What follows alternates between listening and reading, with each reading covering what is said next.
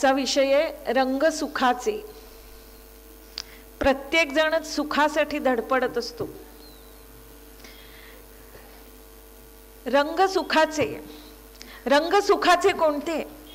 योगी संत महंत सांगतात त्या ज्ञानियांच्या सुखाचा रंग शुभ्र धवल, रविकिरणांसारखा स्थितप्रज्ञ शांतीचा।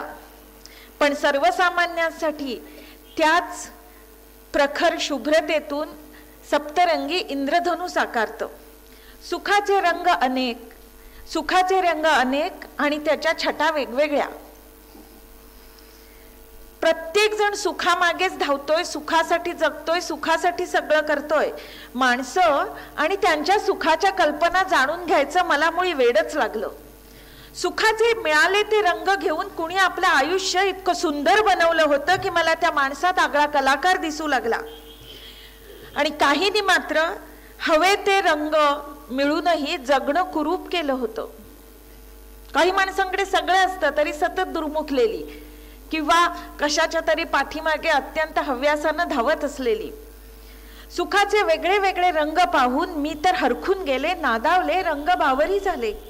वाटलं हे सुखाचे रंग थोडे जवळून पाहायला मिळाले तर जगणं रम्य होऊन जाईल आणि सुरेख साकारता येईल। शोधता शोधता कळलं मानसशास्त्राच्या लोलकातून हे रंग नक्की पाहता येतील। तसे ते मी पाहिलेही। म्हटलं याच विषयावर थोडं बोलावं, लिहावं। आणि असं करताना या सुखाच्या रंगांची आणखी ओळख होईल, जाणकारी वाढेल, जगण्यातील एकमेकांच्या कलात्मकतेची आणि रसिकतेची सहज वृद्धी होईल। कारण हा विषय सर्वस्पर्शी आणि प्रत्येक जण आपल्या परीनं कलावंतच। कशात असतं सुख? कशात असतं सुख? यश, अधिकार, पैसा, विद्वत्ता, शिक्षण, कौटुंबिक सुख, कशात असतं नेमकं सुख? सुख ही अत्यंत व्यापक संकल्पना आहे। एक लक्षात घ्या की यश, अधिकार, विद्वत्ता, शिक्षण, पैसा ह्या सगळ्या गोष्टी, सौंदर्य, इतर काही, ह्या सगळ्या गोष्टी सुखसोयी, सगळ्या गोष्टी सुख देतात। पण या सर्व गोष्टी व्यापूनही सुख त्या पलीकडे जातं। यशस्वी माणूस सुखी असेल असं नाही, पण सुखी माणूस हा मात्र नक्की यशस्वी असतो जगण्याच्या कलेमध्ये। मला एक सांगा, माणसाच्या शरीरात अनेक अवयव आहेत। हात, पाय, डोळे, कान, हृदय, मूत्रपिंड, फुफ्फुस, मेंदू, लिव्हर सगळे अवयव आहेत। तसं सुखाच्या अंतर्गत हे सगळं येतं। अधिकार, पैसा, सुख, विद्वत्ता, प्रसिद्धी, कीर्ती सगळं सुखाच्या अंतर्गत येतं। पण असं एखाद्या माणसाला हातपायच नाहीयेत किंवा तो आंधळा आहे तरी सुद्धा तो जिवंत असतो, आपण त्याला जिवंत म्हणतो। हेलन किलर बहिरी आंधळी होती पण तरी सुद्धा ती अत्यंत समृद्ध जीवन आणि सुखी जीवन जगली। पण मला सांगा, सर्व काही ठाकठीक आहे पण हृदयच नाही, बंद पडलंय किंवा मेंदूच काम करत नाही, तर तो जिवंत म्हणू का आपण त्याला? नाही। तसंच सुखाचा मेंदू कुठला, सुखाचं हृदय कोणतं, आणि कोणत्या गोष्टी काही गोष्टी नसल्या तरी चालतात, त्या नसल्या तरी तो माणूस सुखी असतो। पण काही गोष्टी जसं मेंदू आणि हृदय आहे, काही गोष्टी मात्र असायलाच हव्यात, त्या असल्या तरच आपण त्या माणसाला सुखी म्हणू शकतो। तर सुखाचे सप्तरंग कोणते? तर मी म्हणेन स्वीकार, कृतज्ञता, प्रेम, निष्ठा किंवा श्रद्धा, आशा, आरोग्य आपण निसर्गाचा अंश आहोत ही जाणीव, समाजशीलता, हे सुखाचे सप्तरंग आहेत। हे ज्याच्याकडे आहेत तो माणूस सुखी। मला तुम्ही विचाराल की सुखाचा फॉर्म्युला कुठला, तर मी सांगेन स्वीकार प्रत्येक न्यूनाचा आणि कृतज्ञता प्रत्येक असण्याची। स्वीकार प्रत्येक न्यूनाचा म्हणजे जे जे कमी आहे त्याचा स्वीकार। जगात तीनच गोष्टी आहेत, मी स्वतः, इतर व्यक्ती आणि परिस्थिती, तीनच गोष्टी। चौथं काय आहे सांगा? काही नाही। तर स्वतःमधील, इतर व्यक्तींमधील, आपल्या भोवतालच्या ज्यांच्याशी आपला संबंध येतो, आणि परिस्थितीमधील जी न्यून आहेत, दोष आहेत, कमी आहे, त्याचा स्वीकार, स्वीकार म्हणजे बिनतक्रार मान्य करणं आणि कृतज्ञता जे जे आहे त्याच्याबद्दल, हा सुखाचा आत्मा आहे. जे आवडतं ते मिळवणं म्हणजे यश, जे आवडतं ते मिळवणं म्हणजे यश, पण जे मिळालं ते आवडून घेणं म्हणजे सुख. एक लक्षात घ्या, तुम्ही तितकेच सुखी असता, तुम्ही स्वतःला जितकं सुखी समजता तितके तुम्ही सुखी असता. तेव्हा सुख वाढवायचं कसं आणि दुःख कमी कसं करायचं याबद्दल मी थोडंसं बोलणार आहे.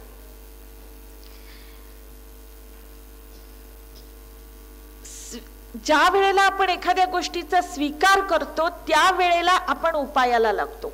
एक लक्षात घ्या की हिमालयावर थंडी आहे आणि मानस सरोवराच्या यात्रेला तुम्हाला जायचे. हिमालयावर थंडी आहे, मानस सरोवराच्या यात्रेला जायचे. थंडी का असं म्हणाला तर तुम्ही एकतर यात्रा कॅन्सल कराल किंवा तसंच जाल आणि न्यूमोनिया होऊन मराल. मग यात्रेचा आनंद मिळाला का? नाही. तुम्ही काय करता, मला मानस सरोवराच्या यात्रेला जायचंय याचा आधी थंडीचा स्वीकार करता. बघा हे सगळं तुम्ही करता म्हणजे एवढ्याशा ट्रिपसाठी करता की थंडी आहे तिथे आणि त्याचा तुम्ही बिनतक्रार स्वीकार करता. स्वीकार केलात की तुम्ही उपायाला लागलात. मग शाल, स्वेटर, हातमोजे, पायमोजे, व्हिक्स वेपरब, गोल्डॅरेनच्या गोळ्या सगळं एकत्र करता आणि मग ट्रिपला जाता. आनंदानं ती ट्रिप तुम्ही एन्जॉय करता, तुम्ही त्याचा आनंद घेता आणि शिवाय तुम्हाला काही त्रासही फारसा होत नाही, कारण तुम्ही त्याचा स्वीकार केला आणि म्हणून उपायाला लागला. मग आयुष्याच्या एवढ्या मोठ्या 70-80 वर्षाच्या ट्रिपचं काय? तिथे नको का स्वीकार? बरोबरच्या माणसांचा, स्वतःला सुद्धा तुम्हाला सर्दी होत असेल किंवा तुमच्या पायाला काही त्रास होत असेल तर तुम्ही तशा प्रकारचे बूट घ्याल, म्हणजे तुम्ही तयारी करता. स्वतःमध्ये काही न्यून असेल तरी सुद्धा मला ट्रिपला जायचं तर बाबा मी सगळी तयारी करणार. म्हणजे मी, इतर आणि परिस्थिती ही बिनतक्रार मान्य केल्याशिवाय तुम्ही उपायाला लागत नाही आणि उपायाला लागल्यानंतरच तुम्ही स्वीकार करून मग तुम्ही त्याबाबत सुखी होता. एक लक्षात घ्या की तुम्ही म्हणाल तुमचं काय जातंय, स्वीकार करा म्हणून सांगायला असं जमतो का लगेच सगळ्याचं? मला वाटते मी ऐश्वर्या राय असावं आणि मी अशी काळी आहे किंवा मी तशी आहे. हे बघा, मी काय फॉर्म्युला सांगितला? कृतज्ञता प्रत्येक असण्याची आणि स्वीकार प्रत्येक न्यूनाचा. तुमच्या मनात मी मानस सरोवराच्या यात्राला जाणार आहे याबद्दल कृतज्ञता असते म्हणून तुम्ही ते बिनतक्रार मान्य करता. मग हाच नियम स्वतःला लावा. साधी गोष्ट आहे, माझी समजा उंची कमी आहे, काय करता येणार? माझी उंची काय या वयात वाढणार आहे का? मला मस्त वाटेल, मला ऐश्वर्या राय सारखी 5 फूट 4 इंच उंची हवी. मी त्याचा स्वीकार करायला हवा की माझी उंची आता वाढणार नाही. मग बिनतक्रार एकदा मान्य केल्यावर तरी मला वाटतं की निदान या पोडियमच्या ह्याला जरा उंच मी दिसावं तर मी दिसेन तुम्हाला, तर मी काय फार तर हाय हिल्स घालू शकते थोड्याशा की झाले मी उंच आणि तरी मला वाईट वाटलं. तर मला जर ते बिनतक्रार मान्य असेल तर मी म्हणेन मी कुठल्या तरी बाबतीत माझी उंची इतकी वाढवीन की माझ्या उंचीकडे तुमचं लक्षच जाणार नाही. लक्षात आलं? किती सोपी गोष्ट आहे. जे बदलता येतं ते बदलायचं, जे बदलता येत नाही त्याचा स्वीकार करायचा आणि स्वीकार करण्यासाठी जे आपल्याकडे आहे त्याच्याबद्दल कृतज्ञता बाळगायची. मी समजा काळी आहे, बदलता येण्यासारखं काय आहे? मी फिक्या रंगाचे कपडे घालेन, फार तर मी फेअर अँड लवली चोपडेन आणि काहीतरी करेन, एवढं मी करू शकते. पण तरी पण फार काही त्यात फरक पडणार नसेल तर मी कृतज्ञता बाळगेन की माझ्याकडे काय आहे, परमेश्वरानं मला काय दिलंय, अशी कोणती गोष्ट आहे की ज्याच्यामुळं माझा रंगाचा काळेपणा झाकला जाईल आणि माझा कुठेतरी उजेड पडेल. मग मी थँक्यू म्हणायला पाहिजे की ठीक आहे बाबा, मला शारीरिक उंची थोडी कमी आहे पण मला तू काहीतरी साहित्यिक हे दिलंस आणि तिथे माझी उंची मला वाढवता येण्यासारखी प्रयत्नांनी, याच्याबद्दल कृतज्ञता असेल तर माझ्या उंचीचं मला काही वाटणारच नाही. लक्षात आलं? किती सोपं आहे सगळं. बदलता येते ते बदलायचं, बदलता येत नाही ते स्वीकारायचं. स्वीकारण्यासाठी जे जे आपल्याकडे आहे त्याबद्दल कृतज्ञता बाळगायची. इतकं सोपं आहे. आणि तुम्ही स्वतःला जितकं सुखी समजता तुमच्या मेंदूला काही फरक कळत नाही. तुमच्या मेंदूला कल्पनेतला अनुभव, तुम्ही काय समजता, कोणती कल्पना करता ते खरं का खरोखर काय आहे ते खरं. तुम्ही जर स्वतःला माधुरी दीक्षित समजत असाल आणि जरी तो आरसा तसं दाखवत नसेल तरी सुद्धा तुम्ही त्या बाबतीत मग माधुरी दीक्षित इतक्यात सुखी. लक्षात आलं? तुमचं नवरा बायकोंचं प्रेम अगदी चांगलं तुमचं गुळपीठ असेल तर तुम्ही त्या बाबतीत एकमेकांवर प्रेम करण्याच्या बाबतीत अभिषेक बच्चन आणि ऐश्वर्या राय इतकेच सुखी. या माझ्या मुलावरचं प्रेम, एखाद्या डोंबारणीचं तिच्या मुलावरचं प्रेम आणि राजीव गांधीवरचं इंदिरा गांधींचं प्रेम, या प्रेमात कुठेही कमी जास्त काही नाही. ह्या सगळ्या चांगल्या भावना आपण तितक्याच उत्कटतेने अनुभवतो. म्हणून कितीही कमी अधिक असलो कुठल्या इतर बाबतीत, पैसा, शिक्षण, कोणत्याही बाबतीत, अधिकार, सत्ता, या सर्व बाबतीत कमी अधिक असलो तरी आपण माणसं ठरवलं तर चांगलं जगू शकतो. कारण ह्या भावनांमध्ये परमेश्वरानं फरक ठेवलेला नाही. तुम्ही कधी पत्त्याने खेळलाय? मी जुगार बिगार नाही म्हणते, पण आम्ही खेळतो, झब्बू वगैरे असं खेळतो ना आपण, तर आम्ही खेळतो. पत्त्याने खेळताना आपण असं करतो का की हेच पत्ते का आले, तेच का आले नाहीत, झब्बू न खेळत असला तर राजा आणि एक्का कशाला आले आणि छोटी पानं का आली नाहीत, असं काही आपण तक्रार करत नाही. जो पट्टीचा खेळणारा असतो ना तो मिळालेल्या पानात जास्तीत जास्त चांगलं खेळण्याचा प्रयत्न करतो. आणि असं आपण करतो, त्याच्याबद्दल तक्रार करत नाही, म्हणून त्या गोष्टीचा खेळ होतो. आपल्याला जर टेन्शन आलं की झब्बूचा डाव आहे आणि माझ्याकडे सगळे एक्का राजा राणी भरलेत आणि लेडीज न खेळताना सत्या आठ्या भरल्यात, असं जर आपल्याला टेन्शन यायला लागलं तर आपण चिडू, रागावू. आपण खेळतोय ना आपण, मग त्याचा खेळ होणार नाही. तर तासा 2 तासाच्या पत्त्याच्या खेळात मिळाल्या त्या पत्त्या, जे पत्ते आले वाटतो ना आपण पत्ते, जे पत्ते वाटणीला आले त्या पत्त्यांमध्ये उत्तम खेळण्याचा प्रयत्न करतो, म्हणून त्याचा खेळ होतो. हे शहाणपण तासा 2 तासाच्या पत्त्याच्या खेळात दाखवतो, ते जीवनाच्या खेळात का नाही? जीवनाचा खेळ तेव्हाच होईल जेव्हा तुम्ही हे शहाणपण दाखवाल. आणि पती, मिळाली ती मुलं, मिळाली ती परिस्थिती, मिळालं ते गाव, या सगळ्याबद्दल मिळालं त्याच्यात जास्तीत जास्त चांगलं खेळून दाखवाल, त्यावेळेला आयुष्याचा सुंदर खेळ होऊन जाईल आणि तुम्ही कधीच दुःखी होणार नाही. लक्षात आलं? ते खेळता आलं पाहिजे, आयुष्य खेळता आलं पाहिजे. नाही तर बऱ्याच जणांचं काय होतं, मरताना वाटलं आयुष्य नुसतंच वाहून गेलं, मरताना वाटलं आयुष्य नुसतंच वाहून गेलं, मला जगायचं म्हणताना माझं जगायचंच राहून गेलं. नंतर वाटतं अरे तेव्हा हे तरी होतं, नाही तर दात आहेत तर चणे नाहीत, चणे आहेत तर दात नाहीत, अशी परिस्थिती नंतर होते. तेव्हा हे सगळं होऊ नये म्हणून आजचा विषय, जगणं जमायला हवं माणसाला. माणूस म्हणून जगणं हेच खूप सुखाचं असतं. कितीही संघर्ष करावा लागला, सुखासुखी फारसं काही मिळालं नाही तरी माणूस म्हणून जगणंच खूप सुखाचं असतं. आमचंही तुमच्यासारखंच, मी ज्या गावात, संगमेश्वर म्हणून रत्नागिरी जिल्ह्यातल्या गावात मी वाढले, तर खेड्यापाड्यातली लोक तर शिकायची पण नाहीत. तर ती मोलकर्णीची मुलगी एक दिवस सांगत होती, तिला शाळेत जायचं होतं, पण खेडेगावात असं असायचं की त्यांना शाळेत पाठवायचीच नाही, म्हणजे खालच्या भावंडांना सांभाळायला नेहमी मोठी मुलगी असं केलं जायचं. तर ती मोलकर्णीची मुलगी एक दिवस सांगत होती आपल्या भावाला, कारण त्या भावाला शाळेत घातलं होतं, लहान भावाला, आणि हिला शाळेत जायचं होतं. ते मग माझ्या वडिलांनी म्हणजे तिला शाळेत घालायला लावलं आमच्या मोलकर्णीला, पण ती सांगत होती लई मज्जा असते, अभ्यास करून घेतात, हिशोब शिकवतात, कविता बी पाठ करून घेतात, खेळायला बी देतात, लई मज्जा असते, आणि काहीतरी चुकलं माकलं ना तर मार बी देतात, लई मज्जा असते. बघा, तो मार खाण्यात सुद्धा तिला मजा वाटत होती. तिला शाळेत जाण्यात, अनवाणी सुद्धा, उपाशी सुद्धा शाळेत जाण्यात मजा वाटत होती.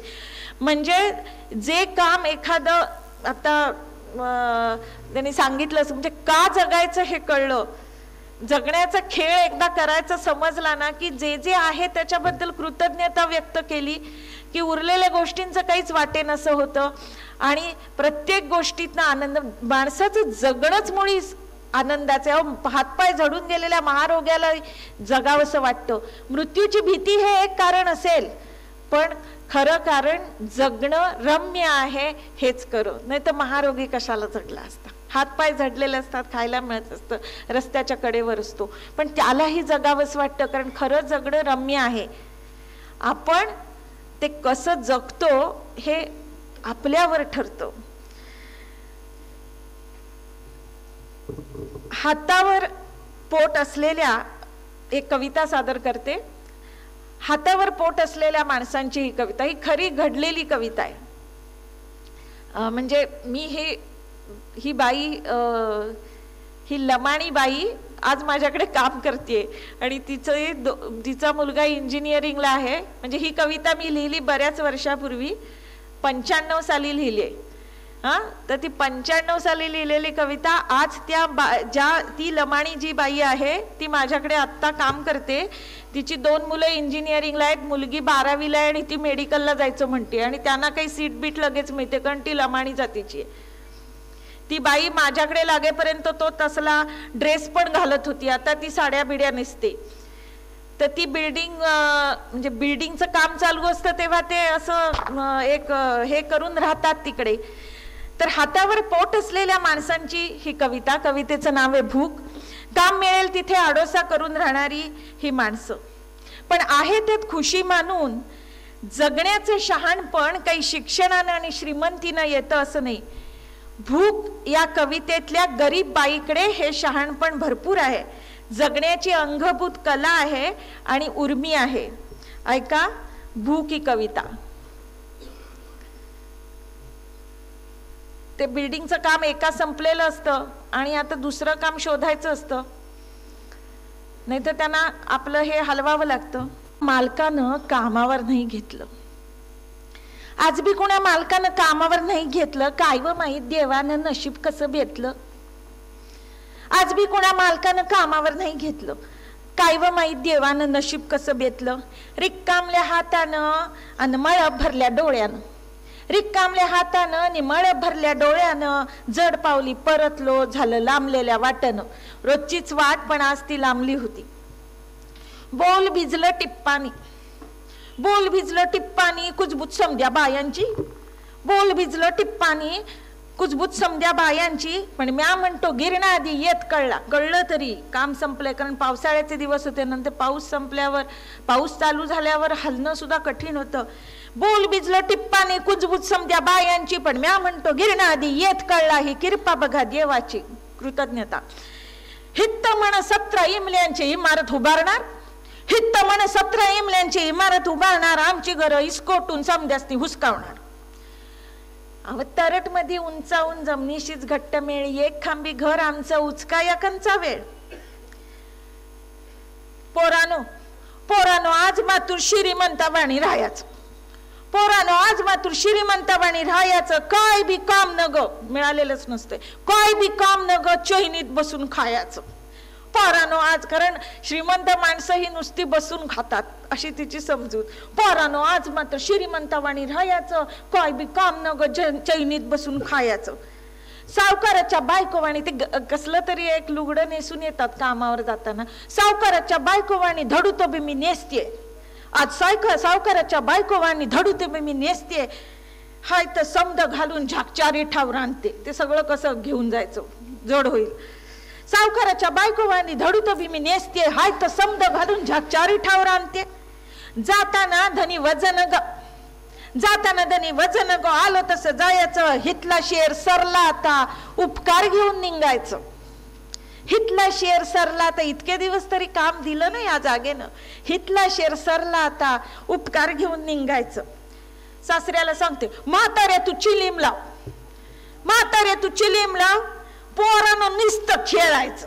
म्हातारे तू चिलीम लाव, पोरानं नुसतं खेळायचं. धनी हॉटेलातल्या रेडिओवरलं गाणं धनी ऐकायचं.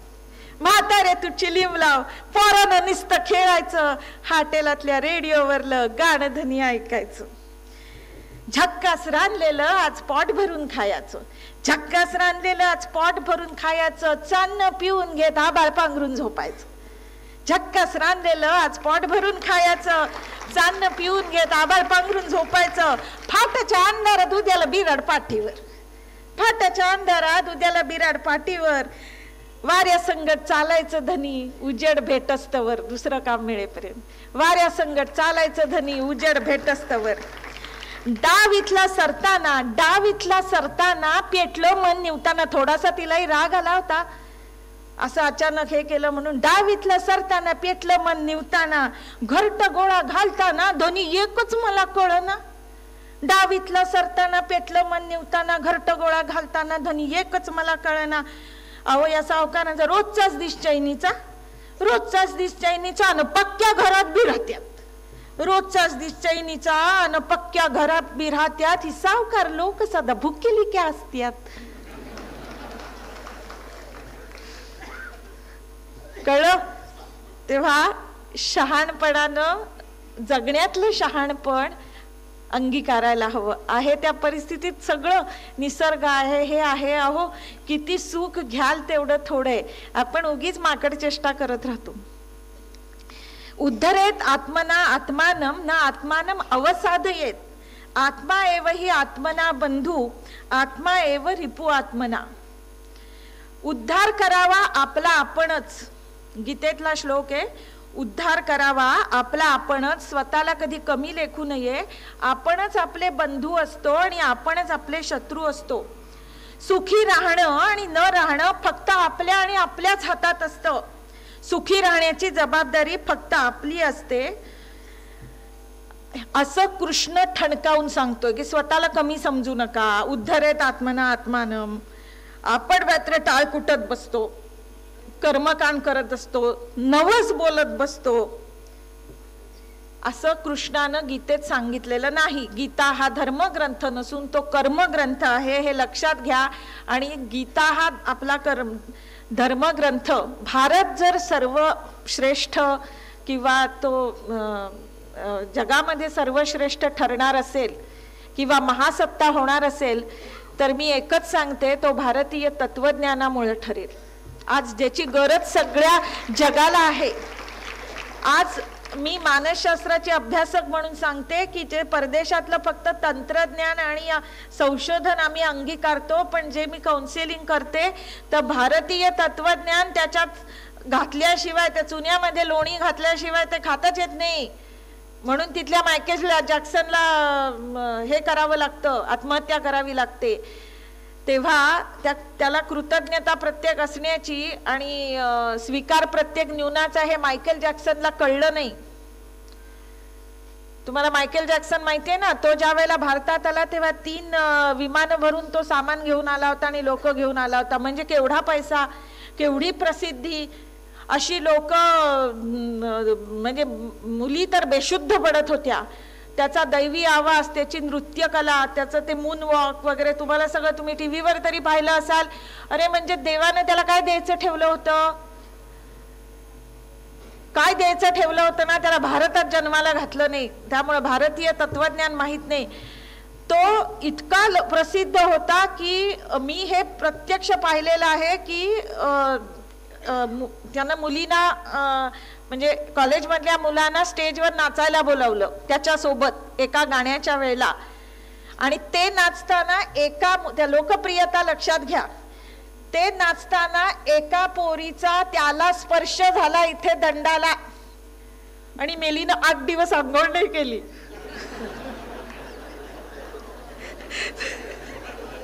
तो स्पर्श जपून ठेवायला म्हणजे त्याच्या लोकप्रियतेचं हेवा वाटावा इतकी लोकप्रियता. सगळ्या मुली हे करत होत्या. पण अहो त्याला काय, त्याचं ते नाक आवडत नव्हतं, ते म्हणे बोजड होतं. तर 17 शस्त्रक्रिया, म्हणजे त्याला दैवी गायन कला मिळालेली होती तरी, आणि नाकाचा आणि आवाजाचा संबंध आहे ना, तर त्यानं शस्त्रक्रिया करून केली, एवढी रिस्क घेतली. मग त्याला त्याचा रंगच आवडत नव्हता, रंग आवडत नव्हता म्हणून तो बदलून घेऊन झाला. आणि एवढं सगळं करून सुद्धा पुन्हा तो डिप्रेशनची शिकार होऊन शेवटी आत्महत्या केली. जर त्याला कृतज्ञता प्रत्येक असण्याची आणि स्वीकार प्रत्येक न्यूनाचा हा सुखाचा फॉर्म्युला माहिती असता तर त्याने आपल्या काळ्या रंगाचा आणि बोजड नाकाचा सरळ स्वीकार केला असता. हे तू सगळं मला दिलंयस आणि मग तुम्हाला स्वीकार, ते त्याला जमलं नाही म्हणून आत्महत्या केली, तो डिप्रेशनची शिकार झाला. तर भारतीय तत्वज्ञान हे जगाला आता तारून नेणार आहे. आणि म्हणून माझ्या इन्स्टिट्यूटचं नाव सुद्धा मी विश्व म्हणजे जग म्हणून वर्ल्ड घालता आलं असतं, मला घालायचं नव्हतं. त्याच्यातलं भारतीयत्व व्यक्त व्हावं, भारतीय तत्वज्ञान आपण परदेशात न्यावं म्हणून ती विश्व इन्स्टिट्यूट. लक्षात आलं. आणि मला माझ्या देशाचा खरोखर अभिमान आहे आणि माझ्या देशावर माझं प्रेम आहे. असा देश दुनियेत नाही दुसरा. लक्षात आलं. तुम्हाला असं वाटतं की जे घडतं त्याच्यामुळे आपण दुःखी होतो? असं अजिबात नाही. जे घडतं त्याच्यामुळे आपण दुःखी होत नाही. आपण जे घडलं त्याच्याबद्दल विचार करतो त्यानं दुःखी होतो. म्हणजे वाघ आला, आता इकडे वाघ आला तर काय होईल तुमचं माझं? आपण त्या वाघाबद्दल जो विचार करू आणि तुम्ही कुठली आली रमा मराठीने काय तिला वाघ खाईना तुम्ही पळत सुटाल. पण विवेकानंदांची गोष्ट सांगतात की वाघ आला, विवेकानंद शांत बसले, मांजरानं पळ जावं निघून, तसं वाघ निघून गेला. म्हणजे वाघ बघून विवेकानंदांच्या ज्या मनात जे विचार आले त्यानं प्रतिक्रिया घडली. आणखीन एक खरी घडलेली गोष्ट सांगते म्हणजे तुमच्या लक्षात येईल. ही बेळगावात घडलेली गोष्ट आहे. इंजिनिअरिंग कॉलेजची 3 मुलं नापास झाली. तर 6व्या सेमला नापास वगैरे झालं आणि विषय राहिले की मग त्यांची प्लेसमेंट होत नाही. तर एकानं बापाचा बिझनेस जॉईन केला. तो म्हणाला हे काय जमण्यासारखं नाही. दुसऱ्यानं चक्क आत्महत्या केली. त्याला म्हणजे मी नापास झालो हेच झेपलं नाही, सहन झालं नाही. दुसऱ्यानं आत्महत्या केली. आणि तिसरा आहे तो मात्र नापास झालो, नापास तोही झाला होता पण तो आमच्याकडे आला आणि त्यानं मला ही आपल्या मित्रांची कथा सांगितली. आणि त्यानं मात्र तो आमच्याकडे आला तर त्याला हे मी समजावलं की बाबा वर्ष फुकट गेलं तरी चालेल, आयुष्य फुकट घालवू नकोस. नापास झालास परीक्षेत तरी चालेल, आयुष्यात नापास होऊ नको. काय बिघडलं, झालास नापास, नाही नोकरी मिळाली, ठीक आहे मिळू शकेल, आपण काहीतरी करूया. आणि मी त्याला नोकरी मिळणार नाही तर मी त्याला सांगितलं की तू, त्याला मी जे काही मार्गदर्शन करायचं ते केलं. आणि त्यानं तो पास तर झालाच पण त्यानं GRE टोफेल या परीक्षा देऊन तो PhD ला गेला. त्याला नोकरी मिळाली नव्हती पण तो PhD करायला अमेरिकेत गेला आणि त्याला तिथे 1.5 लाख महिन्याला स्टायपेंड मिळायला लागला. म्हणजे आज तो PhD करतोय. लक्षात आलं. घटना तिघांच्या बाबतीत एकच घडली होती पण त्याला तुम्ही त्याच्याबद्दलचा विचार केला. एकाला वाटलं की मी काही करूच शकत नाही, मला हे पुन्हा पास-बीस होणं जमण्यासारखं नाही, झेपण्यासारखं नाही, मी वडिलांचा धंदा जॉईन करतो. तो काही बी झाला नाही. लक्षात घ्या.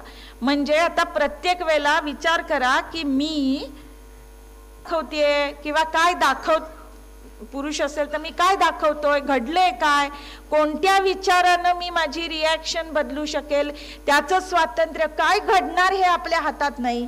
बऱ्याच वेळेला अटळ असं दुःख किंवा काही समोर येतं पण आपण त्याच्याबद्दल काय करायचं हे मात्र स्वातंत्र्य आपल्या हातात असतं. तर आपणच स्वतःला सुखी किंवा दुःखी करतो. जीवन हे बासरीसारखं असतं, रिकामं आणि भोकं असलेलं, पण तरीही त्याच्यातून मधुर संगीत निघू शकतं. पुन्हा एकदा लक्षात ठेवा, तुम्ही स्वतःला जितके सुखी समजता तेवढेच तुम्ही सुखी असता. तुम्ही स्वतःला खूप सुखी समजायला लागा, सगळं सुख भरभरून दिसायला लागेल. तुम्हाला खरोखर भक्ती करायचीच असेल ना तर ती खरी कृष्णानं सांगितलेला ज्ञानयोग की कृष्णाला समजून घ्या, गीतेला समजून घ्या.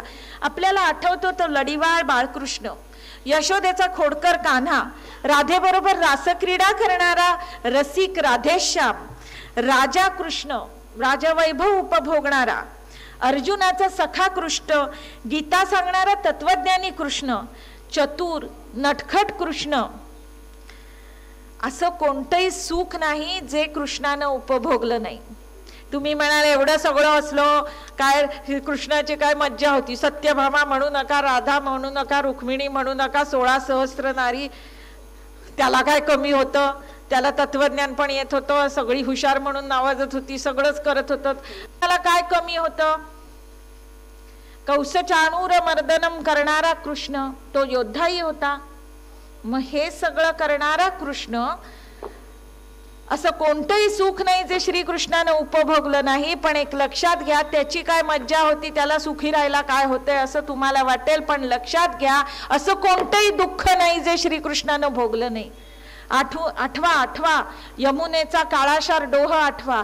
कौसानं मारेकरी किती वेळा पाठवले, आई बापांपासून दूर राहावं लागलं, त्यांना तुरुंगात घातलं होतं. राजसूय यज्ञात श्रीकृष्णानं उष्टी सुद्धा काढली. कौस चाणूर मर्दनम म्हणजे काय, सुखासुखी मारता येते का कौसाला? किती त्रास झाला असेल, काय जखमा झाल्या नसतील का? त्यानं किती म्हणजे सुखासुखी कृष्णाला कट्टही सुख मिळालेलं नाही. मग आपल्याला सुद्धा नाही मिळालं म्हणून काही बिघडत नाही. तेव्हा कृष्णानं जे केलं, तुम्ही एखादा सिनेमातला हिरो असतो, इथे तरुण पोरं बसले, सिनेमातला हिरो असतो तर त्याच्यासारखी हेअरस्टाईल करतात, त्याच्यासारखे कपडे घालायला लागतात. पोरी असल्या तर त्या कत्रीना आणि तिच्यासारखं काय काय सगळं करायला लागतं. मग कृष्णाला आपला म्हणजे हिरो वर्शिप त्याची करा ना. मला तत्वतः जाणा असं भगवान श्रीकृष्ण सांगून गेलाय. भक्त्या मा अभिजानाति यावाम यच्च अस्मि तत्वतः तथा मा तत्वतः ज्ञात्वा विशते तदनंतरम. मला तत्वतः जाणून घ्या असं कृष्ण सांगतोय. तुम्ही टाळ कुटून काही त्याला तिकडे सुख होत नाहीये किंवा तो तुम्हाला काही देणार नाहीये.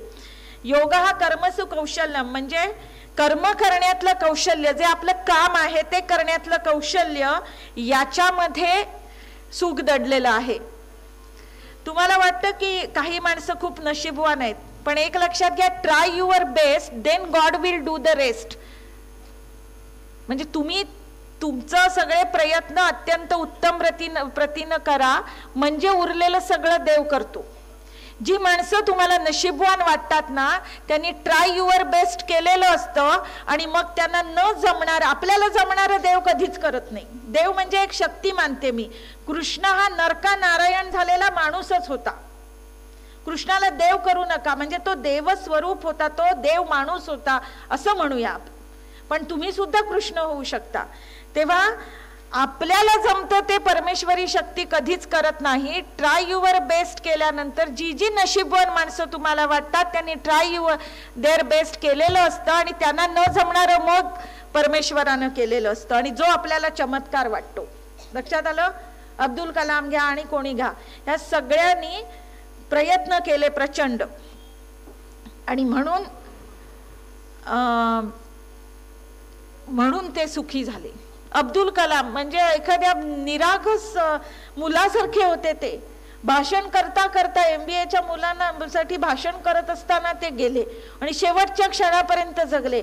त्याच दिवशी त्या ह्याला फाशी दिलं गेलं. म्हणजे एकाच दिवशी भारताची सहिष्णुता बघा, एकाच दिवशी 2 हे गेले. त्या राष्ट्रपती गेले आणि रडायला आलं. हे फक्त अब्दुल कलामांच्या बाबतीत घडलं. एका मच्छीमाराचा म्हणजे ह्याचा मुलगा पण काय काय झाला आणि कसा छान जगला. चिंध्यातून छोटे छोटे तुकडे कापून घ्यायचे आणि त्यातून नक्षी बनवायची. अशी चिंध्यातून बनवलेली पण तरीही नक्षीनं सजलेली गोधडी किंवा दुपटी तुम्ही बनवली असेल किंवा पाहिली तरी असेल. आपण नक्षी बनवतो तुकड्या तुकड्यातून. आता हीच विचारधारा थोडी पुढे न्या. पहा, हवं ते म्हणजे अखंड वस्त्राच्या वस्त्र मिळून हवं ते सगळं मिळूनही काही लोक असमाधानी आणि दुःखी असतात. आणि मिळाले ते आनंदाचे तुकडे, रोजच्या जीवनात कितीतरी आनंदाच्या गोष्टी असतात, मिळाले ते आनंदाचे तुकडे घेऊन कुणी आपलं आयुष्य इतकं सुरेख सजवलेलं असतं की त्या माणसात मला कलावंत दिसायला लागतो, जगण्याच्या कलेतला कलावंत. तर कविता सादर करते नक्षी. कराडच्या अखिल भारतीय साहित्य संमेलनात मी ही कविता सादर केली होती. कवितेचं नाव आहे नक्षी. सिंधुताई सपकाळ किंवा अशी उदाहरणं समोर घ्या किंवा अशी कोणतीही व्यक्ती ज्यांनी खूप वाईट परिस्थितीतूनही आपलं आयुष्य घडवलं. कवितेचं नाव आहे नक्षी. तिला जमून गेलंय तिला जमून गेले सुरेख नक्षी बनवणं, तिला जमून गेले सुरेख नक्षी बनवणं, चिंध्या झालेल्या आयुष्यातूनही हवे ते तुकडे अगदी सहज मिळवणं. तिला जमून गेले सुरेख नक्षी बनवणं, चिंध्या झालेल्या आयुष्यातूनही हवे ते तुकडे अगदी सहज मिळवणं. ती मापत असते, कापत बसते, जोडत असते, शिवत असते. तिला नाही वाटत कोणताच तुकडा बिनकामाचा, तिला नाही वाटत कोणताच तुकडा बिनकामाचा अगदी टाकून द्यावा असा.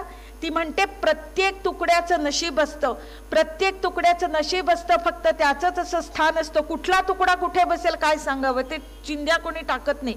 ती म्हणते प्रत्येक तुकड्याचं नशीब असतं, फक्त त्याचंच असं स्थान असतं. ती राखून ठेवते, ती राखून ठेवते प्रत्येक अनाम चिंधी आयुष्याच्या त्या त्या क्षणाची. कुठला अनुभव कुठे उपयोगी पडेल काय सांगावं, ती राखून ठेवते प्रत्येक अनाम चिंधी आयुष्याच्या त्या त्या क्षणाची. ती वाट पाहते मागे उरलेल्या चिंधीची, तिच्या दडलेल्या दैवाची. हल्ली तिचं नक्षीदार आयुष्य पाहून, हल्ली तिचं नक्षीदार आयुष्य पाहून अनेकांना वाटतं, हल्ली तिचं नक्षीदार आयुष्य पाहून अनेकांना वाटतं ती नक्षी आपली असावी, अलवार पांघरून दिमाखानं मिरवावी. कशी सांगणार ती त्यांना, कशी सांगणार ती त्यांना नक्षी बनण्याआधीचं फाटून जाणं नि यातना, कशी सांगणार ती त्यांना नक्षी बनण्याआधीचं फाटून जाणं नि यातना. पण ह्या वाईट अनुभवांचाच उपयोग करून देतात खरी माणसं. कशी सांगणार ती त्यांना फाटून जाण्याआधी, नक्षी बनण्याआधीचं फाटून जाणं नि यातना. आता तिच्या मनात अशा अनेक अखंड वस्त्रांची अनेक प्रश्नचिन्ह अखंड अविराम. आता तिच्या मनात अशा अनेक अखंड वस्त्रांची अनेक प्रश्नचिन्ह अखंड अविराम. आता तिच्या मनात या प्रश्नचिन्हांचीच एक नक्षी बनू पाहतीये, एक नक्षी बनू पाहतीये, एक नक्षी बनू पाहतीये. तेव्हा वाईट अनुभवाला त्रास झाला ना तरी तो जीवनाचा अनुभव म्हणून घ्या, त्या मोलकर्णीच्या मुलीसारखा. आणि तो कुठे उपयोगाला येईल काही सांगता येत नाही. मला तर जितके वाईट, माझं फुलपाखरासारखं आयुष्य होतं. म्हणजे वडिलांची लाडकी, हुशार, पहिला नंबर यायचा, बक्षिस मिळवायची. पण मला जेव्हा म्हणजे तशी मी राहिले असते ना तर मी रमा मराठे म्हणून आज तुमच्या समोर उभीच राहू शकले नसते, ही पुस्तकं लिहिली नसती. मला जेव्हा वाईट अनुभव आले त्यावेळेला मला कळलं की लोक कशी वागतात, मग अरे असं करतात का, असं वागतात का, हे सगळं करून मग मी त्या वाईट अनुभवातून तत्वज्ञानाचे अभ्यासक बनले. आणि मग मला पुस्तकं लिहा, जी जी समस्या माझ्या समोर आली त्याचा मी अभ्यास केला आणि पुस्तकं लिहिली. लक्षात घ्या, म्हणजे कुठला अनुभव, ते जर अनुभव तसे आलेच नाही, सगळे गोड गोड श्रीखंड जेवायला वाढलं तर चव येईल का त्याला. तेव्हा सगळ्या प्रकारचे तिखट मीठ गोड सगळं पाहिजे आपल्याला. सगळ्या प्रकारचे अनुभव घेण्यातच मुळे सुख दडलेलं असतं. माणूस म्हणून जगताना माणसाच्या जीवनाचे वेगवेगळे अनुभव घेण्यातच सुख असतं, हे लक्षात घ्या. त्यामुळे कुठल्याही अनुभवाचं खत करता आलं पाहिजे. त्याचं खत करा आणि त्याच्यातून शेण आणि गू दिलात ना तरी त्याचं सुद्धा सोनखत आणि शेणखत करून फुलांचं पीक घेता आलं पाहिजे. लक्षात आलं. त्या प्रत्येक अनुभवाचा मी माझं आयुष्य फुलवण्यासाठी कसा उपयोग करून घेईन हे पहा. खूप बायकांचं मी बघितलंय, म्हणजे बायकांचं जरा जास्तच, की नुसतं मागची किरकिर. म्हणजे आपल्या मुलीच्या मंगळागौरीला आठवतं की नंडेच्या मंगळागौरीला मटाराची उसळ केली होती, माझ्या मंगळागौरीला केली नव्हती. हे आपल्या मुलीच्या मंगळागौरीला आठवतं. तर चुकलेली गणित, हुकलेल्या संधी आणि रुसलेली माणसं ही उगाडत बसतो आपण. म्हणजे भूतकाळातल्या जुन्या कटू आठवणी उगाडीत बसणं हे दुःखी राहण्याचं एक महत्वाचं कारण आहे. पण मी म्हणेन की ते घडून गेलंय ना, एखादं स्वप्न पडलं, सकाळी उठून आता ते स्वप्न संपलंय, तर ते कशाला उगाळत बसायचं, ते ओझं टाकून द्या. आपल्या मेंदूला कल्पनेतला अनुभव आणि खरा अनुभव ह्याच्यातला फरक कळत नाही. त्यामुळे जर जुना एखादा अनुभव, वाईट अनुभव जर तुम्ही पुन्हा पुन्हा उगाळत बसलात तर त्याच म्हणजे मेंदूमध्ये आपल्या कुठल्याही विचाराची एक विचार म्हणजे मेंदूमधली एक बायोकेमिकल रिॲक्शन, रासायनिक प्रक्रिया असते. मग NaOH प्लस HCl बरोबर NaCl प्लस H2O, हे जसं त्याचे प्रॉडक्ट्स म्हणजे त्याचे काहीतरी हे बनतात. तसं तुम्ही नकारात्मक विचार केलात, सकारात्मक भावना, प्रेम, कृतज्ञता, निष्ठा, श्रद्धा, आशा, ह्या सगळ्या सकारात्मक भावना आहेत. आणि मत्सर, हेवा, चीड, संताप, भीती, असुरक्षितता, ह्या सगळ्या नकारात्मक भावना आहेत. ह्या जेव्हा नकारात्मक भावना निर्माण होतात त्यावेळेला मेंदूतल्या रिॲक्शन्स वाईट असतील. मग सगळा मेंदू जर वाईट रिॲक्शन्स, बरं तुम्ही कल्पनेत जरी विचार केलात, म्हणजे कल्पना केली, तो अनुभव तेव्हा झाला होता ना, काहीतरी तुम्ही तुमच्याशी कोणी वाईट वागलं किंवा परिस्थिती वाईट होती, पण आत्ता जेव्हा कल्पनेत तुम्ही त्याचा अनुभव घेता त्यावेळेला मेंदूत तेच घडतं आणि मग आपण डिप्रेशन मध्ये जातो. लक्षात आलं? तर आपल्या मेंदूला भूतकाळातलं, मग आता ह्याला उपाय काय? तर ते दुःस्वप्न आहे, आता ते संपून गेलेलं एक स्वप्न, म्हणजे स्वप्न पडून गेल्यासारखं, तर ते वाईट झालं, ते संपून गेलंय, त्याच्याकडे एक तर दुर्लक्ष करणं किंवा ते विसरून जाणं, ते आणि उगाळतच बसायचं असेल ना, उगाळतच बसायचं असेल तर परवा माझ्याकडे बाई आली एक आणि ती मला म्हणाली की बघा हनीमूनला चालले, तेव्हा आम्ही कसल्या कसल्या म्हणजे अगदी गरिबीतून आम्ही संसार हे केला म्हणून ह्यांची मौज मजा चालली आहे, आम्हाला मेलं हनीमूनलाच जायला मिळालं नाही. तर म्हटलं पण नवरा तुला चौपाटीला घेऊन गेला होता आणि केसात गजरा मारला होता, हे का आठवत नाही? तर अशा कितीतरी चांगल्या आठवणी असतात आणि त्या जर तुम्ही 50 वेळा आठवल्या तर तुमच्या मेंदूत चांगल्या रासायनिक प्रक्रिया होतील. किती छोटे छोटे प्रसंग असतात. मग त्याची व्हिडिओ फिल्म बघत राहा ना, तुमच्या डोक्यात चांगल्या रासायनिक प्रक्रिया होतील आणि तुम्ही जितके सुखी व्हाल तितके आणखी सुख आकर्षित करता. तर बगीच्या जवळच्या गटाराकडे किंवा उकिरड्याकडे, दुर्गंधीकडे आपण दुर्लक्ष करतो, तसं जीवनातल्या कटुप्रसंगांकडे दुर्लक्ष करून पुढे चालायला लागा, पुढची बाग बघा. आणि ह्या वाईट अनुभवातून येणारं अनुभवाचं शहाणपण मात्र अभिमानानं मिरवा. वाईट अनुभवातून येणारं अनुभवाचं जे शहाणपण आहे ते मात्र अभिमानानं मिरवा. मी माझ्या भूतकाळाकडे ज्या वेळेला वळून पाहते तेव्हा माझ्या काय लक्षात येतं, तो प्रचंड मोठा नसेल पण मी काय अगदीच म्हातारी झाले नाही अजून, पण तरीही माझ्या भूतकाळाकडे मी जेव्हा वळून पाहते तेव्हा माझ्या काय लक्षात येतं की मी देवाकडे शहाणपण मागितलं. मी देवाकडे शहाणपण मागितलं, देवानं मला समस्या दिल्या सोडवण्यासाठी. मी देवाकडे शहाणपण मागितलं, देवानं मला समस्या दिल्या सोडवण्यासाठी.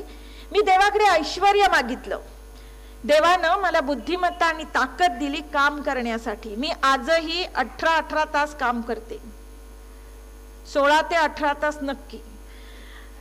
देवाकडे मी ऐश्वर्य मागितलं, देवानं मला बुद्धिमत्ता आणि ताकद दिली काम करण्यासाठी. देवाकडे मी धाडस मागितलं, देवाकडे मी धाडस मागितलं, देवानं मला अडथळे दिले पार करण्यासाठी. देवाकडे मी प्रेम मागितलं, देवाकडे मी प्रेम मागितलं, देवानं मला संकटग्रस्त माणसं दिली मदत करण्यासाठी. मी देवाकडे मेहरबानी मागितली आणि देवानं मला संधी उपलब्ध केल्या. लक्षात घ्या, मी देवाकडे जे मागितलं त्यातलं काहीच देवानं मला दिलं नाही, पण मला ज्याची गरज होती ते सगळं देवानं मला दिलं. त्याला बरोबर माहित असतं तुम्हाला काय द्यायचं. तेव्हा जे काही आयुष्यात घडतं तो गॉड्स प्लॅन समजा, तो देवाचं प्लॅनिंग आहे. किंवा तुम्हाला एखादी वाईट घटना घडली तर आपण जसं पोराला ट्रिपल इंजेक्शन देऊन आणतो की त्याला नंतर मोठा आजार होऊ नये म्हणून, तसं जेव्हा वाईट घटना घडतात त्यावेळेला आपलं मन सुद्धा टफ होत जातं. तेव्हा ते ट्रिपल इंजेक्शन आहे देवानं दिलेलं असं समजा, म्हणजे तुम्हाला त्याचं वाईट वाटणार नाही. तर दुःख, अपमान, आजार, नुकसान, अपयश, तर यामागे काहीतरी परमेश्वरी योजनाच असते आणि यातून माझा काहीतरी नक्की फायदा होणार आहे, मी काहीतरी नक्की वेगळं नवीन शिकणार आहे, असं माझं ब्रेन प्रोग्रॅमिंग आहे किंवा अशी माझी निष्ठा आहे. किंवा हा कदाचित परमेश्वराने शिकवलेला माझ्यासाठी नवीन धडा असेल. अशी कोणती गोष्ट आहे की जी मी नाठाळपणाने लक्षातच घेत नव्हते आणि ती लक्षात आणून देण्यासाठी देवानं मला ही घटना माझ्या बाबतीत घडवली. तर हे सगळं ज्या वेळेला तुमची जेव्हा अशी श्रद्धा असते की ही घटना मला घडवण्यासाठी आहे, माझं काहीतरी भलं करण्यासाठी आहे, त्यावेळेला या श्रद्धेचा परिस्पर्श झाला की स्वतःमधल्या गुण, शक्ती, बलस्थानं ही वाढीला लागतात. एखादा वाईट गुण केव्हाच जळून जातो, शहाणपण येतो आणि घनदाट तमाच्या तळाशी चिंतनाचे, विचाराचे दिवे लागतात. ही पुस्तकं अशीच जन्माला आली असतील. दुसरी एक गोष्ट, तुम्हाला सुखी व्हायचं असेल तर निश्चितच जगात अनेक गोष्टी शिकाव्या लागतात. म्हणजे आता समजा मला माझ्या मुलांना वाढवायचे, मला नीट वाढवायचे, त्यांना नीट शिक्षण द्यायचे, तर मला मुलांना कसं वाढवायचं हे मला माहीत असायला पाहिजे, होय ना. Education is capacity to solve the problems of life असं म्हटलं जातं. म्हणजे तुमची समस्या, जीवनातील समस्या सोडवण्याची शक्ती किंवा म्हणजे एज्युकेशन. तुम्हाला समस्या सोडवता येणं म्हणजे capacity to solve the problems of life, तुमची क्षमता म्हणजे एज्युकेशन. आणि हे जर असेल तर जीवनामध्ये जे जे तुम्हाला करणे आवश्यक आहे ते तुम्ही शिकून घ्यायला नको का. म्हणजे तुम्हाला जर वाटत असेल की मला मुलांना नीट वाढवायचंय किंवा माझा मुलगा नीट शिकला पाहिजे आणि त्याच्यामुळे तुम्ही अस्वस्थ आहात, तर तुम्हाला ते पालक म्हणून चांगलं स्वतःला बनवलं पाहिजे. म्हणजे ते शिकून घ्यायला पाहिजे. तुम्हाला कामाचं टेन्शन येतंय तर तुम्ही टाइम मॅनेजमेंट किंवा वेळेचं व्यवस्थापन शिकून घ्यायला पाहिजे. तुम्हाला पैशाचं टेन्शन आहे तर पैशाचं व्यवस्थापन शिकून घ्यायला पाहिजे. मी काय म्हणते लक्षात आलं.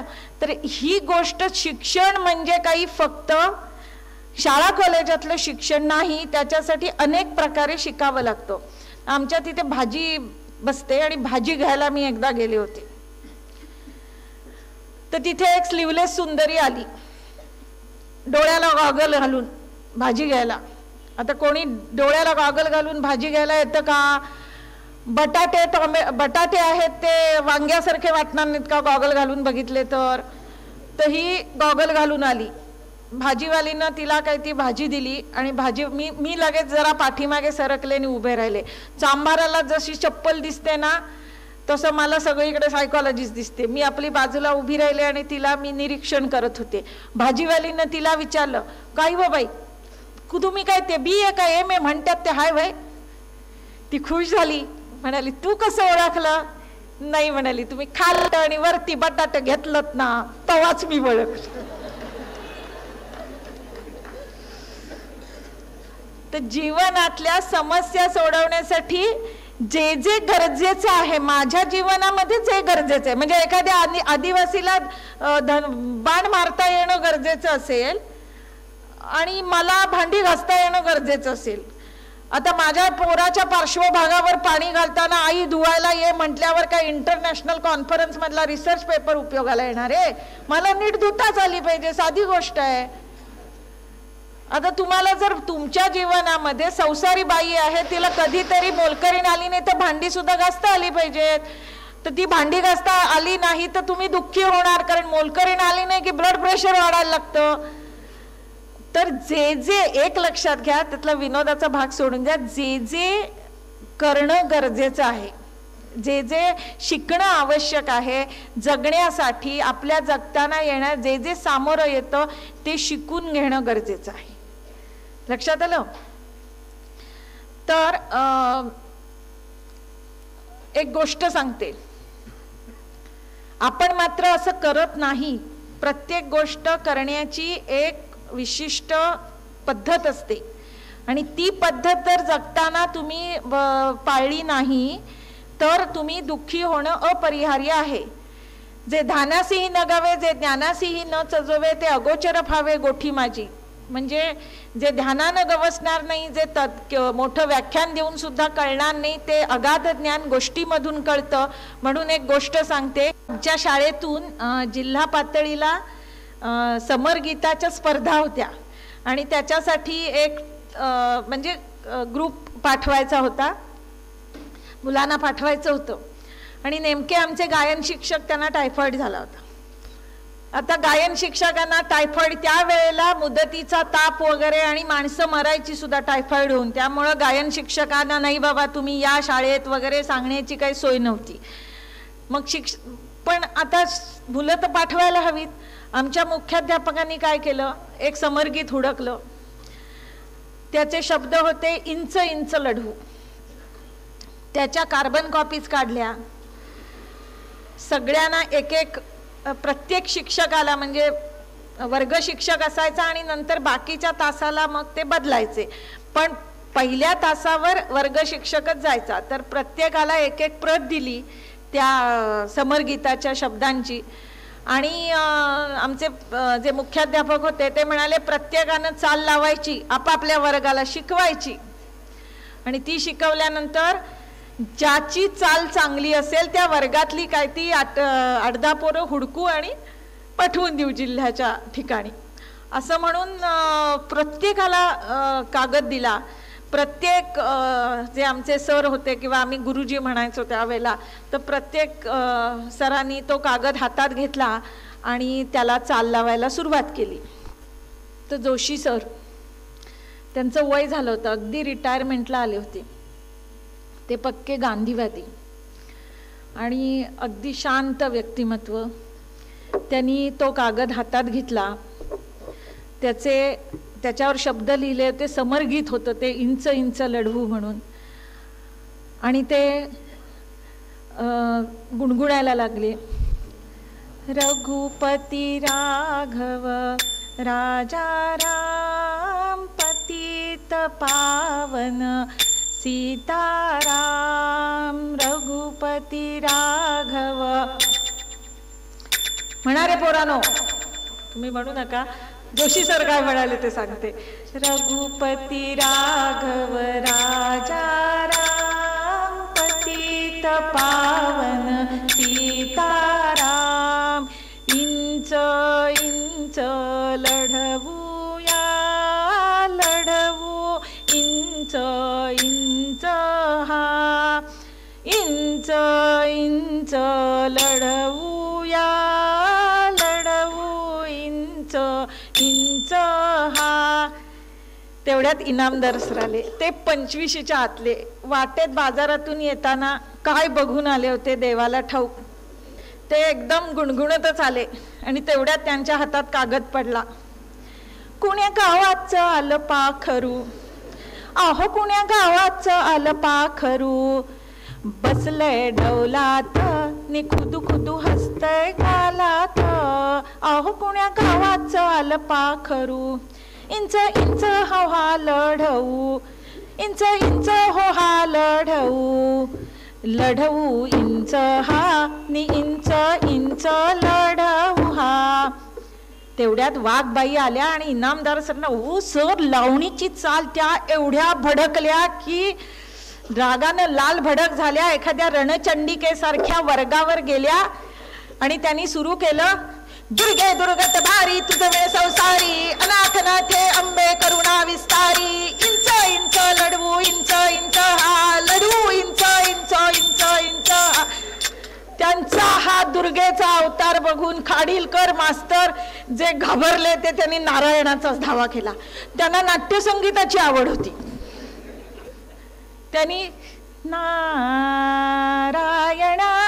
रमा रमणा, नारायणा रमा रमणा, मधुसूदना लढवू चला, इंच इंच हा लढवू चला, इंच इंच हा लढवू चला, लढवू चला, लढवू चला.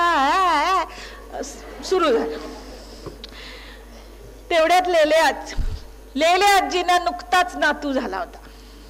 ते म्हणाले, अहो सर कसल्या कठीण कठीण चाली लावता हो, असं मुलांना कशा सोप्या चाली सांगायला हव्यात. आणि त्यांनी सुरू केलं. बाळा जो जो रे, बाळा जो जो रे, पापणीच्या पंखात झोपू दे, डोळ्यांची पाखरे बाळा जो जो रे लढवू इंच रे इंच इंचनी इंच ही लढवू इंच इंचनी इंच ही लढवू लढवू इंच रे. तेवढ्यात नेनेबाई आल्या. त्या नुकत्या आजच आल्या होत्या. सुट्टी, त्यांच्या मुलीचं लग्न होतं. नुकत्याच आलेल्या होत्या, आजच आल्या होत्या. आणि त्या अजून मुलीचं लग्न झालं त्याच मूड मध्ये होत्या. त्यांच्या हातात कागद पडला. त्या पण भराभरा वर्गावर गेल्या. आता जवळजवळ 25 दिवसांची सुट्टी काढून आल्या होत्या. त्यांनी कागद हातात घेतला. आली लग्न गटी समीप नवरा येवोनिया ठाकला लढवू इंच इंच इंच लढवूया लढवू चला इंच हा शुभमंगल सावधान. तेवढ्यात वाघ सर आले. वाघ सर म्हणाले, कसल्या रे म्हणे धूप गुळाच्या आणि वरण भाताच्या चाली लावता. चाल कशी समरगीताची चाल, तांबडा भडक लाल रश्यासारखी पाहिजे कोल्हापुरी. आणि त्यांनी सुरू केलं, मनी चिंतन कुलस्वामीचे भवानी शंकराचे शिवाजी महाराजांचे सुयश चिंतून तानजी खास निघाला इंच इंच लढण्यास निघाला इंच इंच लढण्यास जी जी जी जी जी जी. हे सगळं ऐकून आमच्या मुख्याध्यापकांनी कपाळावर हात मारला आणि आमच्या गायन मास्तरांना त्यांची शाल, कानटोपी, व्हिक्स वेपरब ह्या सकट शेवटी वर्ग कसे बसे त्याला गणपत शिपायाला पाठवून घेऊन आले. आणि त्यांनी त्या अवस्थेतही समरगीताची खरी चाल लावली, इंच इंच लढवू. आणि त्या चालीमुळं आम्हाला खरोखर बक्षीस मिळालं, यश आणि सुखही मिळालं. आपल्या आयुष्यात असंच असतं. आपण आपल्या मूड प्रमाणे कधी आपल्याला जमते ती, म्हणजे नेनेबाईंनी त्यांना जमते त्यावेळेला ती चाल लावली. इनामदार मास्तरांनी आपल्या मूड प्रमाणे लावली. कधी वाघबाईंनी इनामदारां सरांवर रागवून, म्हणजे तेव्हा एखाद्याची शेजाऱ्याची पोरगी पळून गेलेली असते म्हणून आपल्या पोरीला आपण फार स्ट्रिक्ट वागवायला लागतो उगीच. किंवा एखाद्यानं बिझनेसमध्ये दिवाळं काढलेलं असतं म्हणून आपला पोरगा म्हणत असतो मी बिझनेस करतो, नको नको करू नको. म्हणजे आपण दुसऱ्यानं जी चाल लावली त्याच्या रागवून, म्हणजे आपल्या मूड प्रमाणे कधी आपल्याला जमते ती, कधी आपल्याला आवडते ती. तर खाडीलकर मास्तरांनी त्यांना आवडतं नाट्यसंगीत म्हणून समरगीताला नाट्यसंगीताची चाल लावून कशी चालेल. किंवा घरात एखादा व्यवसाय आहे तर त्याला म्हणून नसतो तू कर, असं करून कसं चालेल.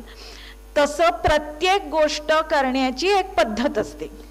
आणि ती पद्धत जर तुम्हाला जमली नाही, म्हणजे कुठली गोष्ट करायची, मुलांना वाढवण्याची, शिकायची, अभ्यासाची, पेहराव करायची किंवा कुठलीही स्वयंपाक करायची, प्रत्येक गोष्टीची एक पद्धत असते. तर तुमच्या मूड प्रमाणे, आवडीप्रमाणे तुम्हाला जमेल तसं करून चालत नाही. हे सगळं जीवनाचं शिक्षण आपण घ्यायला पाहिजे. आणि जर त्या बाबतीतलं शिक्षण तुम्ही घेतलं, सध्याच्या आयुष्यात तणावमुक्ती, टाइम मॅनेजमेंट किंवा वेळेचं व्यवस्थापन, पती पत्नी असतील तर त्यांनी एकमेकांशी कसं वागावं. माझं ते पुस्तक इथे आणलेलं नाहीये, पण तो आणि ती नावाचं 400 पानी मी पुस्तक ह्या विषयावर लिहिले. तो आणि ती, स्त्री पुरुषांची मानसिकता वेगळी कशी असते याबद्दल. तर ती प्रत्येक गोष्ट आपण शिकून घेणं गरजेचं असतं. आणि जर ती तुम्हाला येत नसेल तर तुम्ही त्या बाबतीत दुःखी होणारच ना. म्हणजे ते तुम्हाला जमणार नाही. मुलांचा अभ्यास करून घेता आला पाहिजे, किंवा मुलाला अभ्यास कसा करावा शिकवता आला पाहिजे, किंवा तसा कोणीतरी माणूस शोधता आला पाहिजे.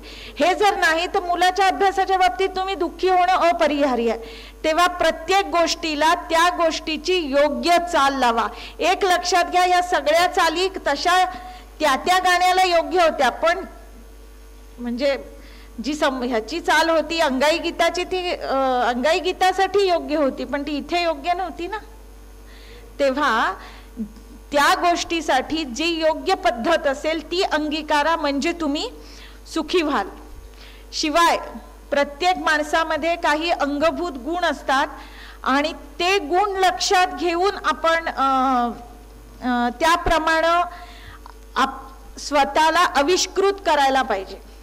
आणि हे जर तुम्ही केलं नाही, किंवा प्रत्येक माणसाचा स्वभाव, कोण सुखी असतं माहितीये, ज्यांचा EQ आणि SQ चांगला असतो. आपल्याला माणसांची गरज असते. माणूस हा समाजशील प्राणी आहे, तर ज्याचा सामाजिक बुद्ध्यांक, म्हणजे ज्याला इतरांच्या स्वतःच्या भावना ओळखता येतात, स्वतःच्या भावनांवर नियंत्रण करता येतं, किंवा स्वतःला नीट प्रेरित करता येतं, म्हणजे स्वतःचे गुण वाढीला लावता येतात, किंवा जो इतरांना सुद्धा इतरांच्या भावना ओळखणं, त्यांना मॅनेज करणं, हे ज्याला जमतं तो माणूस सुखी असतो. इतरांशी फायदेशीर देवाणघेवाण, चांगले परस्पर संबंध ज्याला प्रस्थापित करता येतात, तो माणूस जास्ती सुखी असतो. कारण माणूस हा मुळात समाजशील प्राणी आहे. आमच्या शेजारच्या आजी अमेरिकेत गेल्या होत्या. 6 महिन्याचा टुरिस्ट व्हिसा होता. 2 महिने राहिल्या आणि परत मुलांना आयुष्य आरामात ठेवलं होतं त्यांना. आजी वय वर्ष 75. 2 महिन्यात परत आल्या. मी म्हटलं का हो आजी लवकर, अगदी आमच्या शेजारीच, म्हणजे शेजारचीच बिल्डिंग. तर म्हटलं का हो आजी लवकर का आलात? तर म्हणाला तुला काय सांगू रामा, अगं नवं लुगडं नेसलं तर दाखवायचं कोणाला. लक्षात आलं? तर तुमचं सगळं सुख हे इतरांवर पण भरपूर अवलंबून असतं. आपल्याला माणसांची गरज असते आणि इतरांशी त्यांच्या गुणांची, त्यांना येणाऱ्या गोष्टींची जेव्हा फायदेशीर देवाणघेवाण करायला येते, त्यावेळेला आपण म्हणजे माणसानी श्रीमंत व्हा, म्हणजे सुखी व्हाल. आता वेळ संपत आलाय.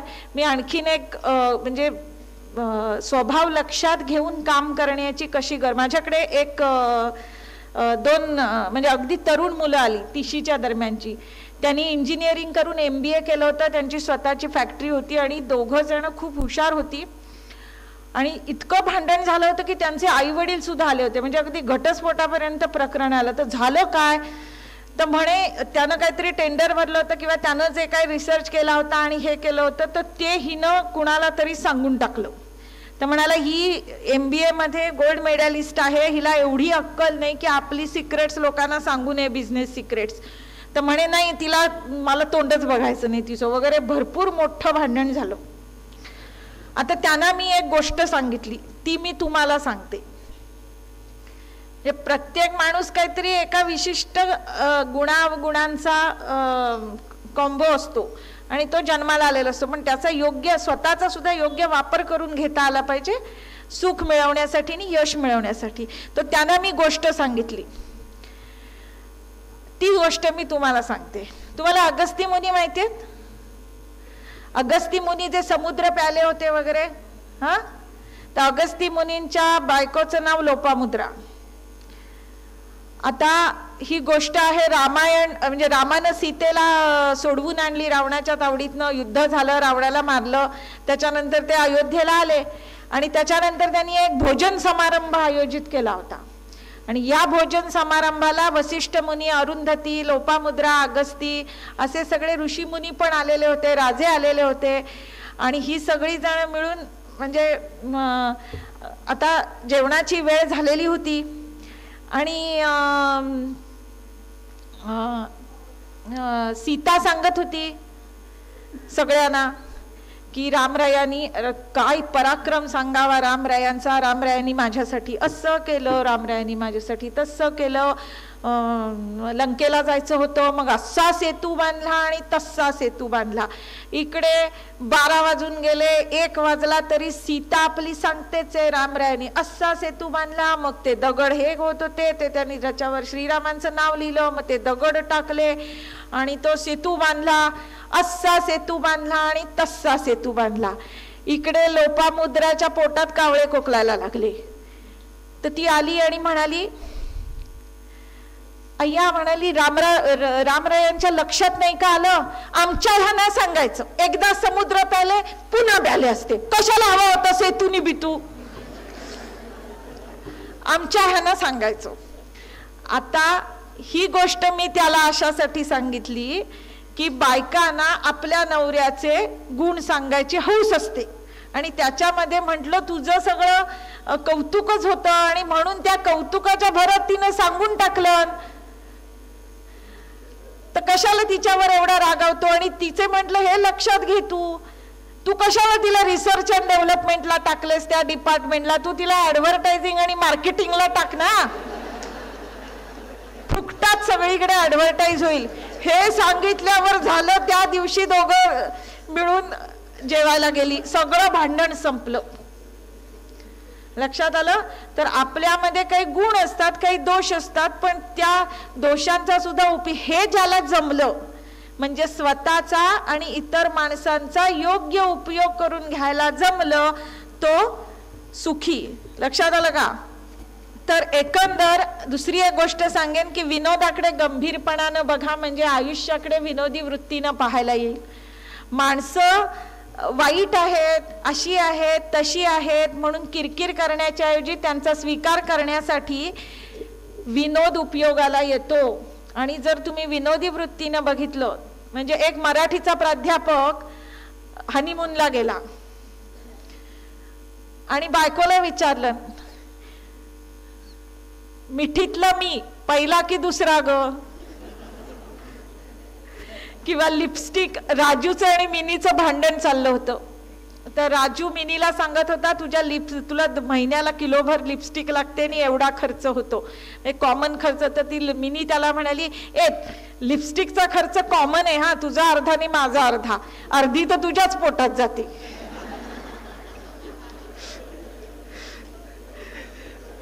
एकंदरीत माणसं वेगळी असतात, अशा दृष्टीनं तुम्ही जर बघायला लागलात ना तर तुम्हाला त्यांचा राग येणार नाही. आणि जे कोणी जसं कोणी असेल, तर मी म्हणेन की 3 माणसाचे, म्हणजे माकडाचा माणूस झाला त्याच्यामध्ये 3 गुणधर्म त्याचे आहेत. ते 3 गुणधर्म कोणते? तर क्युरिओसिटी, कम्युनिकेशन आणि क्रिएटिव्हिटी. म्हणजे माणसं कम्युनिकेट करतात, संवाद साधतात. त्याच्यानंतर जिज्ञासा, माणसाला जिज्ञासा होती आणि त्याच्यातून त्यानं आगीचा शोध लावला, चाकं बनवली, सुईचा शोध लावला. असं करत करत माणूस ह्याला आला. माकडे अजून झाडावर उड्या मारतायत. तर क्रिएटिव्हिटी, क्युरिओसिटी आणि संवाद, एकमेकाशी संवाद साधणं. आता सुद्धा आपण संवाद साधतोय म्हणून तर आपल्याला सुख मिळतंय किंवा आपण आयुष्यात पुढे जातोय. तर या गोष्टी जर लक्षात घेतल्या तर माणूस पण या 3 गोष्टींमध्ये आहे. मग हे सगळीकडे वापरा ना. कुठलीही जगातली समस्या असू दे त्याच्यात क्रिएटिव्हिटी दाखवायची आणि मग जीवनाचा आनंद मिळतो की नाही बघा. काहीतरी कलावस्तू निर्माण करण्यातच क्रिएटिव्हिटी किंवा सृजनशीलता असते असं नव्हे. सृजनाचा आनंद हा कुठली समस्या सोडवण्यात. तुम्ही गरीब असाल तर मी कसा पैसा मिळवीन ह्याच्यामध्ये क्रिएटिव्हिटी आहे. किंवा आम्ही पहिलं आमचं हॉस्पिटल थाटलं तेव्हा 2 रॉकेलच्या डब्यावर एक फळी घालून त्याच्यावर मी झकास ते हे केलं होतं, ह्यानी ते रंगवलं होतं आणि मी किती वेळ अगदी कौतुकानं बघत होते आम्ही कसं वेटिंग रूममध्ये. म्हणजे कुणाला समजलं पण नाही की ते तसं बनवलंय. आणि मला आत्ता वाटतं की अरे हे का केलं, तर तेव्हा तो क्रिएटिव्हिटीचा आनंद मी घेतला की माझ्याकडे आता काही वस्तू नाहीयेत आणि तरी मला माझं हॉस्पिटल थाटायचंय, तर मी काय काय करीन, त्याच्यामध्ये क्रिएटिव्हिटी होती. तर काही असू दे, कोणताही केवढी मोठी समस्या असू दे, त्याच्यामध्ये क्रिएटिव्हिटी दाखवा की त्याच्यातून मी ती सोडवीन कशी, मी त्याच्यातून, आणि मग तुम्हाला आनंद आणि आनंदच फक्त मिळेल. आता शेवटाकडे येते. मी तुमच्याशी सगळे मुद्दे काही बोलू शकले नाही. मी प्रामाणिकपणानं सांगते, मला खूप बोलायचं होतं. कर्मयोग, ज्ञानयोग हे सगळं मला थोडंसं सांगायचं होतं, पण आपली वेळ संपली आहे. तर जे काही तरी पण थोडंफार सांगण्याचा प्रयत्न केला, तेवढ्या वेळाच्या घागरीत जे राहिलं, कारण हा विषय सागरासारखा, तर त्या वेळेच्या घागरीत जेवढं राहिलं तेवढं तुम्हाला अर्पण केलं. त्याच्यातलं जे आवडलं असेल, जे चांगलं असेल ते भगवान श्रीकृष्णाचं, आणि जे चुकलं असेल ते सर्वथा माझं.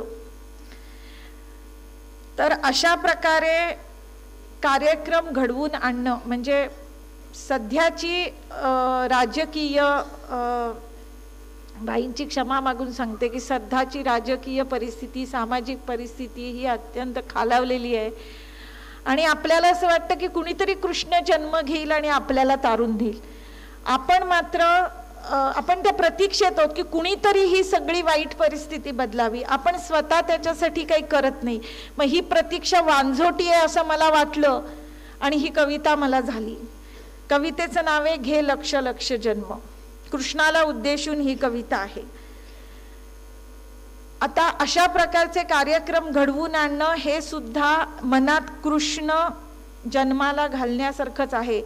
कारण आपल्या सगळ्यांचा हल्ली अर्जुन झाला, हे करू की नको करू, असं करावं की तसं करावं, मुलाला इंजिनिअरिंगला घालू का मेडिकलला घालू, त्याला बिझनेस काढून देऊ का नोकरीलाच लावू, ही पोरगी करू सून म्हणून का ती पोरगी करून घेऊ, किंवा हिच्याशी लग्न करू का तिच्याशी, असं काही, ही साडी घेऊ की ती साडी घेऊ, सगळीकडे अर्जुन, युद्ध करू की करू नको.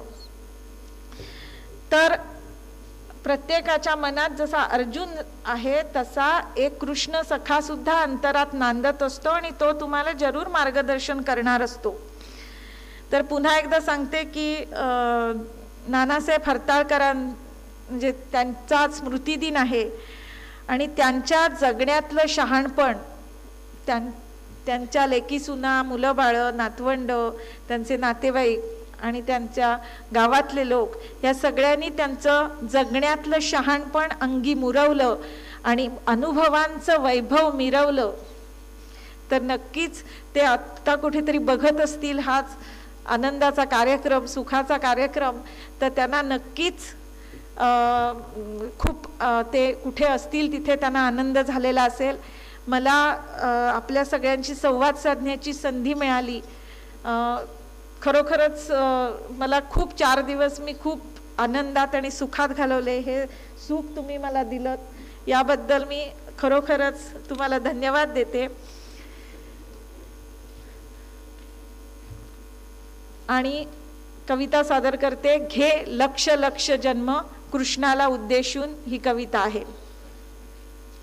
त्या कृष्ण परमात्म्याला कधीही मनात काही त्रास झाला तर कृष्ण परमात्म्याला साद घाला अंतरात्म्याला, तुमच्या अंतरात्म्यात तो नांदतोय. घे लक्ष लक्ष जन्म. आम्हाला आता सवय झाली नेभळट जगायची, आम्हाला आता सवय झाली नेभळट जगायची, पिसाळलेल्या माणसांमध्येच दुबळे श्वास घेण्याची. आम्हाला आता सवय झाली नेभळट जगायची, पिसाळलेल्या माणसांमध्येच दुबळे श्वास घेण्याची. यदा यदा हि धर्मस्य ग्लानिर्भवति भारत अभ्युत्थानम् अधर्मस्य सृजात्मानं वहाम्यम. अरे तूच सांगून गेलास युगानुयुगाचे संकेत, तूच सांगून गेलास युगानुयुगाचे संकेत आणि आम्ही तुझ्या जन्माच्या वांझोट्या प्रतीक्षेत. खरंच रे आता नको थांबू शिशुपालनचे 100 अपराध भरेपर्यंत, आता नको थांबू शिशुपालनचे 100 अपराध भरेपर्यंत, अर्ध मेले आम्हाला अधर्माची ग्लानी येईपर्यंत. अरे नाही आता एकच अर्जुन धनुर्धारी, नाही आता एकच अर्जुन धनुर्धारी, अंध धृतराष्ट्र अनेक अन त्याचे पुत्रही. किती किती द्रौपदी, किती रणांगण, किती अभिमन्यू आणि किती भीष्म द्रोण. किती किती द्रौपदी, किती रणांगण, किती अभिमन्यू आणि किती भीष्म द्रोण. घे आता लक्ष लक्ष जन्म, घे आता लक्ष लक्ष जन्म. विनवतीये मनाला फुटलेली ही एकच ठिणगी शेवटची, आता नको रे थांबू, आता नको रे थांबू एकच जन्म घेण्यासाठी. अरे कोणासाठी किती वेळा शिष्टाई करणार तू? महाभारत युद्धात कृष्णाने शिष्टाई केली होती.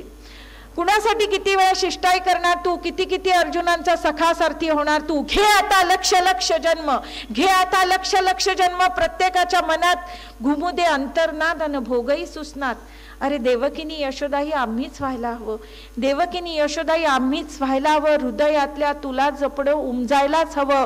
हो सारथी मनमनांचा, हो सारथी मनमनांचा पुन्हा गीता प्रकाशू दे, हो सारथी मनमनांचा पुन्हा गीता प्रकाशू दे.